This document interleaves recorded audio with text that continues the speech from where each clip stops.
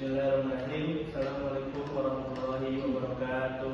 Waalaikumsalam warahmatullahi wabarakatuh. Perkenalkan, nama saya Ibrahim. Di sini saya akan membawakan judul yaitu Sejarah Quran menurut Quran Surat Ar-Rahman ayat 19-20. Ada fenomena dua laut berdampingan namun tidak tercampur di surat Gibraltar di antara Maroko dan Spanyol.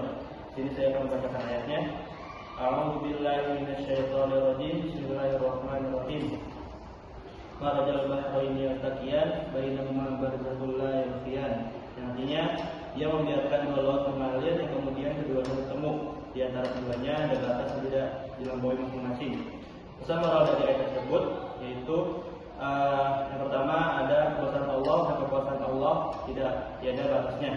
Yang kedua, manusia diajak untuk bersyukur atas nikmat Allah. Yang ketiga adalah barzakh, bertemunya atau batas menjadi simbol pentingnya penghormatan perbedaan satu sama lain terhadap sesama manusia.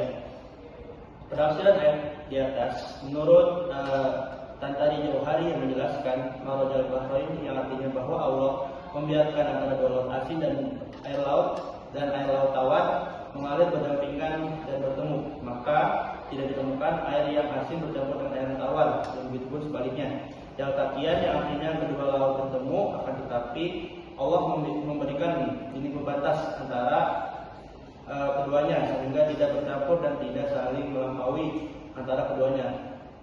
Bainahuma barzakh artinya batas atau yang bersifat ilahiyah. Yaltaqiyan artinya tidak bercampur dan tidak berubah antara keduanya, penyebab keduanya laut tersebut tidak saling bercampur satu sama lain. Menurut Tantari Jauhari yang menyebabkan kedua air laut bertemu dan mengalir berdampingan namun tidak saling bercampur satu sama lain dikarenakan ada pembatas yang bersifat ilahiyah. Sedangkan menurut Al-Din Ar-Razi adalah dikarenakan karakteristik dari air itu sendiri. Fenomena pertemuan dua laut ini yang dikenal dalam ilmu kelautan sebagai holoplin menjadi jembatan antara pemahaman ilmiah dan ajaran wahyu. Holoplin adalah zona transisi antara dua massa air dengan salinitas. Salinitas itu adalah kadar garam dan suhu dan kepadatan yang berbeda yang tidak tercampur meskipun bertemu di lokasi yang dekat. Fenomena ini ditemukan di beberapa tempat seperti di Selat Gibraltar dan Laut Mediterania. Dengan salinitas tinggi bertemu dengan air murni yang memiliki salinitas rendah. Air laut merupakan campuran dari 96,5% air murni dan 3,5% material lain seperti garam dan gas yang terlarut dari bahan-bahan organik.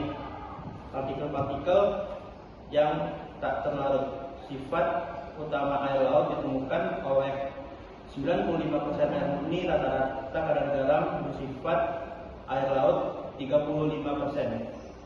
Air dalam 1 liter air laut mencapai 35 gram garam, terutama garam dapur yang kita pakai sehari-hari. Di sini ada karakteristik air. Yang pertama adalah kepadatan air. Air asin memiliki kepadatan yang lebih tinggi daripada air tawar.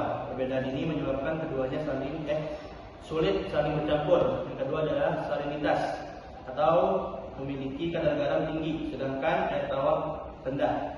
Kadar garam mempengaruhi struktur molekul air, menciptakan lapisan pemisah yang stabil. Yang ketiga adalah arus dan suhu. Aliran arus dan suhu yang berbeda turut menjadi stabil lapis pemisah ini. Dalam ilmu pengetahuan kita dijelaskan bahwa pembatas alami ini terjadi karena perbedaan dalam fenomena air. Air yang lebih asin memiliki kepadatan yang tinggi, sementara air yang tawar lebih ringan. Fenomena ini juga dipengaruhi oleh gaya gravitasi dan suhu yang berbeda, yang mencegah kuda lautan untuk saling bertemu, sehingga menciptakan lapisan pemisah yang alami. Terakhir yaitu saran untuk kedepannya. Yang pertama, bagi peserta didik diharapkan penelitian ini dapat menambah wawasan dan keimanan terhadap kebesaran Allah Subhanahu wa taala